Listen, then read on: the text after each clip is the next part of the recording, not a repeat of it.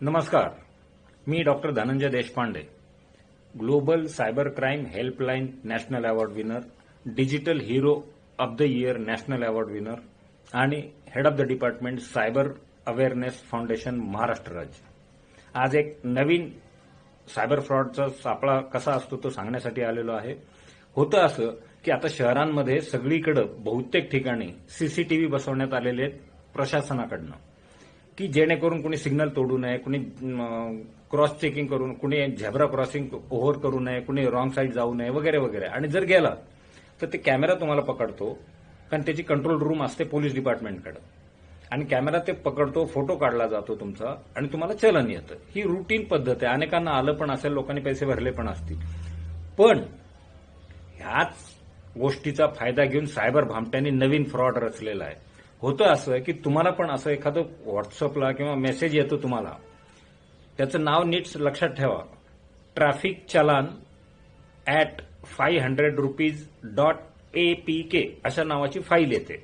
परत एकदा सांगतो, ट्रॅफिक चलान @500 rupees.apk अशी फाईल येते. तुम्ही विचार करता, आठवत बसता की कधी आपण काय सिग्नल चोडला होता का, काही झालं होतं का आपल्याकडनं. आपल्याला काय आठवत नाही सहसा.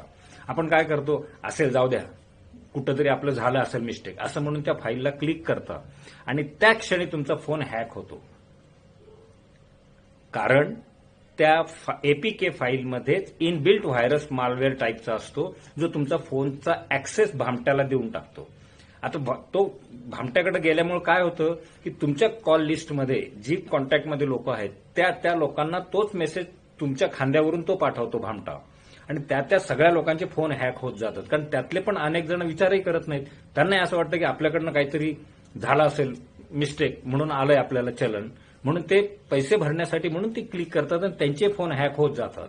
आता हॅक झाल्यावर नुकसान काय होतं हे काय वेगळं सांगायला नको, नेहमी सांगतोय, परत एकदा सांगतो.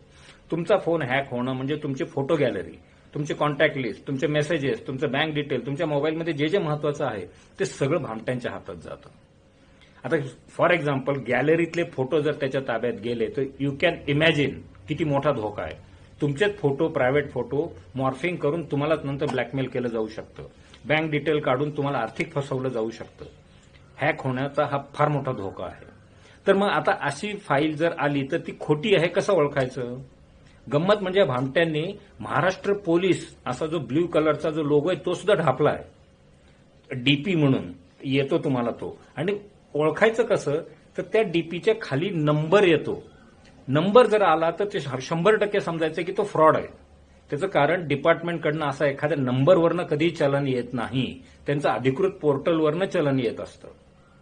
त्यामुळं नंबर जर आला असेल तर समजून जायचं की हा फ्रॉड आहे. आणि विशेषतः दुसरी हिंट म्हणजे एपीके असेल फाईलच्या शेवटी एक्सटेन्शन, तर शक्यतो त्या फाईलच्या वाटेला जायचं नाही, कारण तुम्ही धोक्यात येऊ शकता. फार तर असं जर काही मेसेज आला तर जवळच्या पोलीस चौकीत जा, सरळ तिथल्या ट्रॅफिक हवालदाराला भेटा, त्याला तो मेसेज दाखवा आणि म्हणा की माझा गाडी नंबर अमुक अमुक आहे, तर माझ्या नावावर काही चलन फाडलंय का. त्यांच्याकडे हिस्ट्री असते, ते लगेच सांगेल की नाही असं काही नाहीये तुमचं. तुमचा धोका टळेल. पोलीस तुमच्या मदतीसाठी असतात, लुटण्यासाठी नाही. त्याचं कारण हेच आहे की तुमच्या अज्ञानाचा फायदा घेऊन सायबर भामटे तुम्हाला लुटतायत पोलिसाचं नाव घेऊन. फरक समजून घ्या आणि सावध राहा.